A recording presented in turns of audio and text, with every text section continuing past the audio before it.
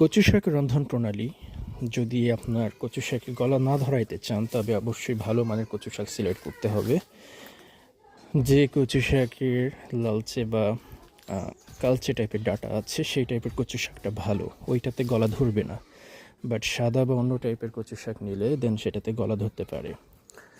তো এটা ইলিশ মাছ দিয়ে ইলিশ মাছের কাটাকুটি দিয়ে কচু শাক রান্না করা হচ্ছে।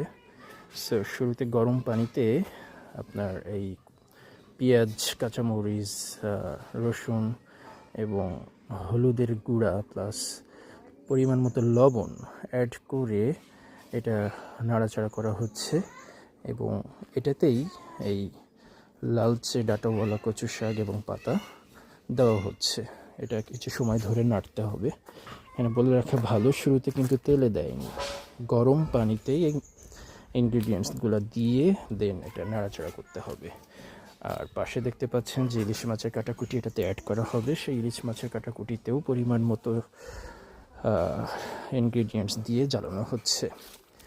তো এইটা কিছু সময় ধরে নাড়াচাড়া করছেন।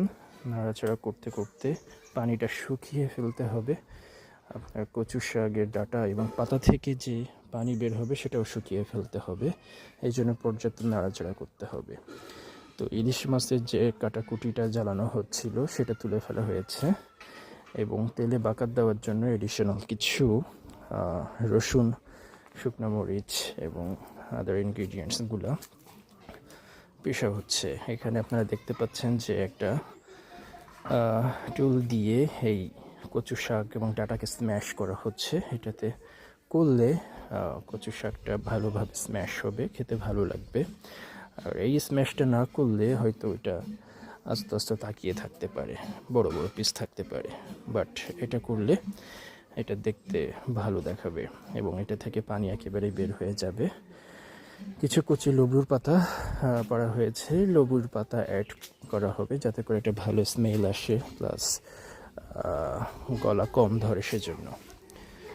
তো যে ইলিশ মাছের কাটাকুটি জ্বালানো হয়েছিল সেটা এই কচু শাকের পাতায় অ্যাড করে দেওয়া হলো। এখনও পর্যন্ত কিন্তু সেই তেল দেওয়া হয়নি। সো একটু চেখে দেখলো যে লবণ ঠিক আছে কিনা।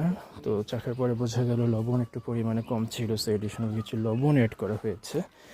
দেন এটাকে বারবার নাড়ছে। এত নাড়ার পিছনে একটাই কারণ হচ্ছে পানিটা যে করে হোক পুরোপুরি শুকিয়ে ফেলতে হবে, যাতে করে একটু পানি না থাকে। পানি থাকলেই গলা ধরবে।